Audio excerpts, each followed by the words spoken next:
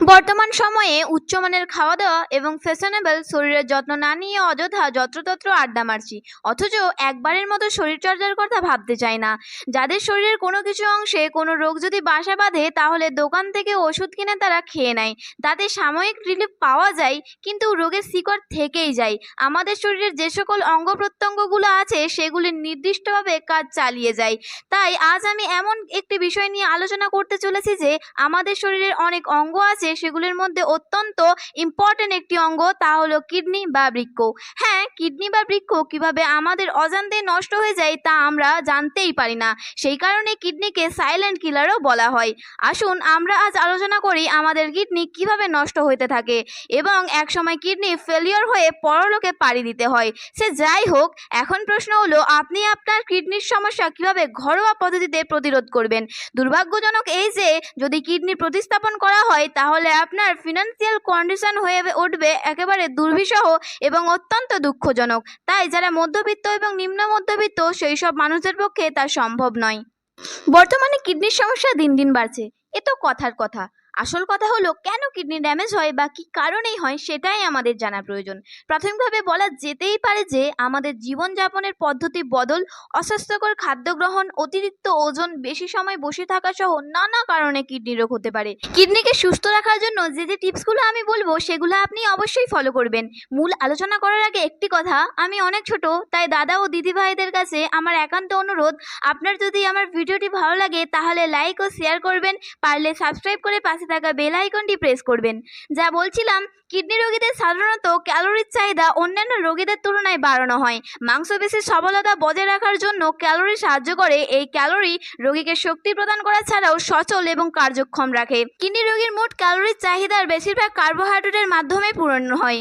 Carbohydrate kidney রোগীদের ক্ষেত্রে বন্ধুবৎসল। খাবারে অন্যান্য পুষ্টি উপাদানের যথেষ্ট নিয়ন্ত্রণ করতে হয় বলে কার্বোহাইড্রেটের পরিমাণ বেশি রাখতে হয়।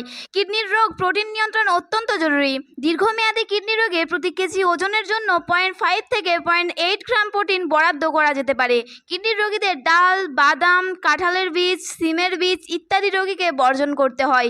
এমনকি গরু, খাসির মাংস, কলিজা, মগজ ইত্যাদি অবশ্যই এড়িয়ে থাকতে হবে। বেশিরভাগ কিডনি রোগীরা উচ্চ রক্তচাপের সমস্যায় ভোগেন। কিডনি রোগীদের যাতে রক্তে কোলেস্টেরলের মাত্রা বেড়ে না যায়, রক্তচাপ নিয়ন্ত্রণে থাকে এবং ওজন নিয়ন্ত্রণে থাকে, তাই চর্বি হিসাব যথাযথভাবে করতে হতে পারে। সাধারণত স্যাচুরেটেড বা সম্পৃক্ত চর্বি জাতীয় খাবার, ভাজা পোড়া খাবার, ফাস্ট ফুড, ডিমের কুসুম এড়িয়ে যেতে হবে।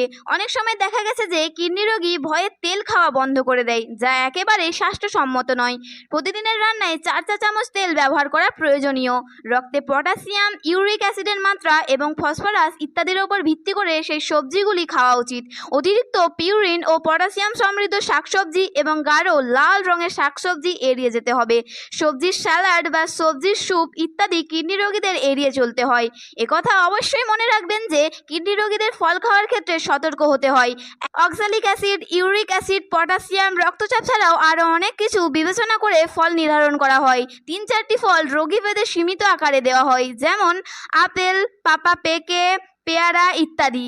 অনেকেই কিডনি রোগ হলে ফল খাওয়া বন্ধ করে দেন, যা পুরোপুরিভাবে ভুল। লবণ বা সোডিয়াম নিয়ন্ত্রিত পথ্য কিডনি রোগীদের ক্ষেত্রে জরুরি। রক্তচাপ, রক্তে সোডিয়ামের মাত্রা, ইডিমা বা শরীরে পানি পরিমাপের ওপর ভিত্তি করে লবণের পরিমাপ করা হয়। সাধারণত 2 থেকে 5 গ্রাম লবণ নির্ধারণ করা হয়, যা নির্ভর করবে আপনার শারীরিক অবস্থার উপর। আলাদা লবণ গ্রহণ সম্পূর্ণভাবে পরিহার করতে হবে এবং অতিরিক্ত সোডিয়ামযুক্ত খাবার বর্জন করতে হবে। মনে রাখবেন যে কিডনি নষ্টের পেছনে তরল পানীয় অবশ্যই দায়ী। রোগীদের ক্ষেত্রে তরল নিয়ন্ত্রণ জরুরি। শরীরের ইডিমা, হিমোগ্লোবিনের পরিমাণ, সোডিয়ামের মাত্রা এসবের মাত্রা অনেকেই অসুস্থ কিডনিকে সুস্থ করার জন্য অতিরিক্ত পানি খায়। এটি ভুলেও করবেন না। দীর্ঘমেয়াদী ক্রনিক কিডনি রোগী এ ধরনের খাবারের পরামর্শ মেনে চললে কিডনিকে মারাত্মক জটিলতার হাত থেকে রক্ষা করা সম্ভব হয়। একঘেয়েমি হলেও ধৈর্যের সঙ্গে সঠিক মেডিসিন ব্যবহার মেনে চলা প্রত্যেক কিডনি রোগীর জন্য জরুরি। কিডনি রোগীদের দৈনন্দিন খাদ্য তালিকা দিলাম, নিয়ম করে যদি মেনে চলেন তাহলে আপনার কিডনি সুস্থ থাকবে। দেখুন কোন